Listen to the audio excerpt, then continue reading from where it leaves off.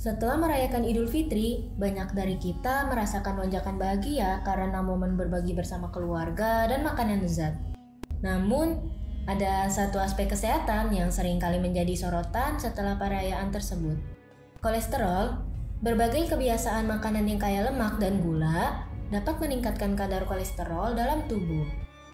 Hal ini seringkali menjadi perhatian, terutama bagi mereka yang memiliki riwayat masalah kolesterol. Peningkatan kadar kolesterol pasca Idul Fitri seringkali menjadi bahan pembicaraan, terutama di kalangan yang peduli dengan kesehatan. Salah satu cara yang diklaim dapat mengatasi masalah ini adalah dengan bekam, sebuah prosedur tradisional yang melibatkan penggunaan gelas atau alat khusus untuk menarik darah keluar dari tubuh. Namun, apakah benar bekam efektif dalam mengobati kolesterol? Sebelum kita membahas lebih jauh, penting untuk memahami faktor-faktor yang memengaruhi kadar kolesterol dan bagaimana bekam bekerja dalam konteks ini. Beberapa faktor yang memengaruhi kadar kolesterol dalam tubuh manusia meliputi 1. Genetika. Faktor genetika dapat memengaruhi kemampuan tubuh untuk mengontrol kadar kolesterol. Jika seseorang memiliki riwayat keluarga dengan kolesterol tinggi, mereka mungkin memiliki risiko yang lebih tinggi. 2. Diet. Pola makan yang tinggi akan lemak jenuh, lemak trans, dan kolesterol dapat meningkatkan kadar kolesterol dalam darah. Sebaliknya, mengonsumsi makanan tinggi serat, omega 3, dan lemak sehat dapat membantu menurunkan kadar kolesterol. 3. Aktivitas fisik. Kurangnya aktivitas fisik atau olahraga yang teratur dapat menyebabkan peningkatan kadar kolesterol LDL atau kolesterol jahat dan penurunan kadar kolesterol HDL atau kolesterol baik. 4. Berat badan.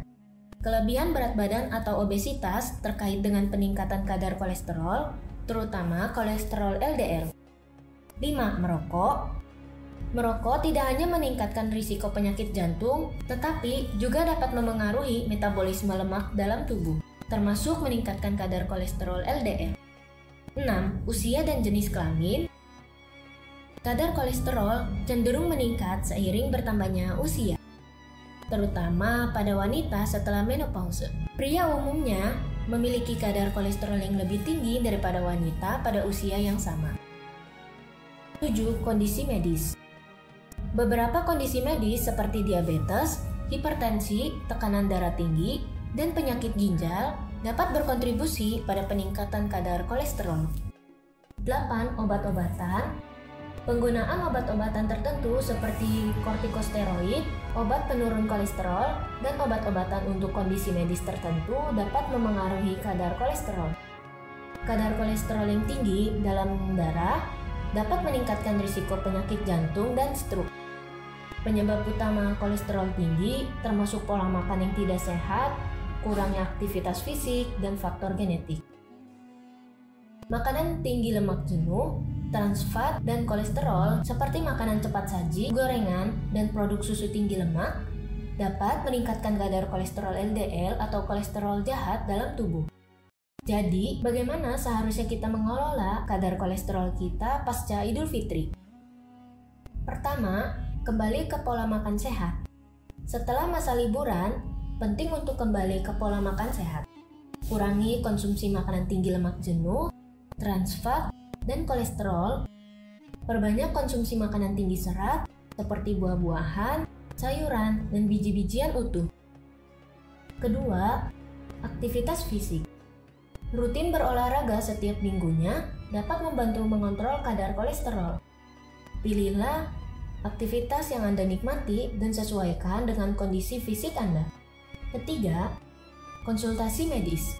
Jika Anda memiliki riwayat masalah kolesterol atau merasa perlu, konsultasikan dengan dokter atau ahli gizi. Mereka dapat memberikan saran yang tepat sesuai dengan kondisi kesehatan Anda. Keempat, perhatikan pola konsumsi. Selain jenis makanan, perhatikan juga pola konsumsi Anda. Hindari makanan berlebihan atau konsumsi makanan dengan porsi yang tidak seimbang. Kelima, kelola stres. Stres dapat memengaruhi kesehatan secara keseluruhan, termasuk kadar kolesterol. Temukan cara untuk mengelola stres seperti meditasi, yoga, atau hobi yang menyenangkan. Terakhir, berbekam. Dalam beberapa penelitian kecil, terdapat indikasi bahwa berbekam dapat memberikan manfaat dalam menurunkan kadar kolesterol. Salah satu mekanisme yang diusulkan adalah bahwa proses bekam dapat merangsang sirkulasi darah dan mempengaruhi metabolisme lipid dalam tubuh.